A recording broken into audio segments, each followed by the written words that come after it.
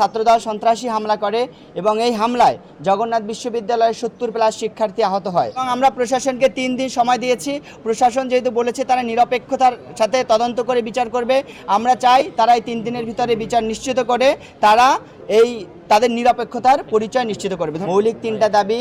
1 নম্বর হচ্ছে দ্বিতীয় ক্যাম্পাসের দ্বিতীয় ধাপের কাজ সেনাবাহিনীর কাছে হস্তান্তর করা, জগন্নাথ বিশ্ববিদ্যালয়ের শিক্ষার্থীদের জন্য বরাদ্দকৃত 20 কোটি টাকা দিয়ে 1600 শিক্ষার্থীর জন্য এই বছরের জন্য অস্থায়ী আবাসন নির্মাণ করা এবং বিশ্ববিদ্যালয়ের মেডিকেল সেন্টারে একজন ডাক্তার এবং একজন টেকনিশিয়ান নিয়োগ দেওয়ার দাবিতে তারা যে অবস্থান করেছিল, এখানে ছাত্রদল সন্ত্রাসী হামলা করে এবং এই হামলায় জগন্নাথ বিশ্ববিদ্যালয়ের 70+ শিক্ষার্থী আহত হয়। শিক্ষার্থীদের মধ্যে ছিলেন জাতীয় ছাত্রশক্তি সভাপতি সেক্রেটারি, সমাজতান্ত্রিক ছাত্রফ্রন্টের সভাপতি সেক্রেটারি, বাংলাদেশ ইসলামী ছাত্র শিবিরের দায়িত্বশীল বৃন্দ, জকসুর নির্বাচিত ভিপি, জিএস, এজিএস সহ অন্যান্য প্রতিনিধিবৃন্দ, জকসুর সদস্যবৃন্দ এবং অন্যান্য সাধারণ শিক্ষার্থীরা এবং ইনকিলাব মঞ্চের দায়িত্বশীল বৃন্দ। আমরা এই ন্যাক্কারজনক হামলার তীব্র নিন্দা জানাই। আমরা ওই দিন সহনশীলতার পরিচয় দিয়েছি এবং উপাচার্য মহোদয় আমাদেরকে বলেছিলেন ধৈর্যশীল হতে এবং পরিস্থিতি যাতে ঘোলাটি না হয় এদিকে খেয়াল রাখতে। আমরা যথাযথভাবে শান্তি শৃঙ্খলা বজায় রেখে আমরা শিক্ষার্থীদের দাবিগুলো উত্থাপন করেছি এবং আমরা যথেষ্ট ধৈর্যের পরিচয় দিয়েছি। আজ আমাদের পরবর্তী কর্মদিবস থাকায় আমরা জগন্নাথ বিশ্ববিদ্যালয় কেন্দ্রীয় শিক্ষার্থী সংসদ থেকে আমরা 2টি বিষয় নিয়ে এখানে এসেছিলাম।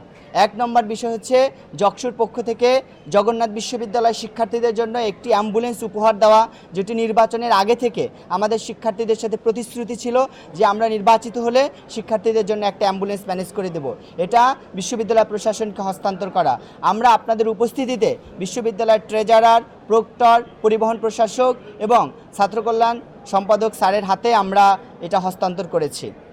আর 2 নম্বর বিষয় ছিল আমাদের গত পরশুদিন আমাদের উপরে যে ন্যাক্কারজনক হামলা হয়েছে তার বিচার নিশ্চিত করে তার যথাযথ পদক্ষেপ গ্রহণ করার জন্য স্মারকলিপি প্রদান করা। আমরা এখানে স্মারকলিপি প্রদান করেছি এবং আমরা বিশেষ কিছু দাবি জানিয়েছি। 1 নম্বর হচ্ছে যে সকল বহিরাগত অছাত্র এবং ছাত্ররা যারা এই হামলার সাথে জড়িত আছে বিশ্ববিদ্যালয়ের সকল সিসিটিভি ফুটেজ কালেক্ট করে তাদের বিচার নিশ্চিত করতে হবে। এক্ষেত্রে যারা বহিরাগত এবং অছাত্র তাদেরকে অতি দ্রুত দেশের আইন অনুযায়ী ফৌজদারি অপরাধে যে দণ্ড হয় এর অধীনে তাদেরকে শাস্তি নিশ্চিত করতে হবে। আরেকটা বিষয় ছিল ক্যাম্পাসে সকল শিক্ষার্থীদের নিরাপত্তা নিশ্চিত করতে হবে এবং ভবিষ্যতে যাতে কোনো ধরনের দুর্ঘটনা না ঘটে এই জন্য ক্যাম্পাসে একটা কোড অফ কন্ডাক্ট তৈরি করা, যাতে করে শিক্ষার্থীরা তাদের শান্তিপূর্ণভাবে ক্যাম্পাসে অবস্থান করতে পারে। আজকে আপনাদের সবার অবস্থানের জন্য, আগমনের জন্য আমরা আপনাদের সবাইকে ধন্যবাদ জানাচ্ছি এবং আমরা প্রশাসনকে 3 দিন সময় দিয়েছি।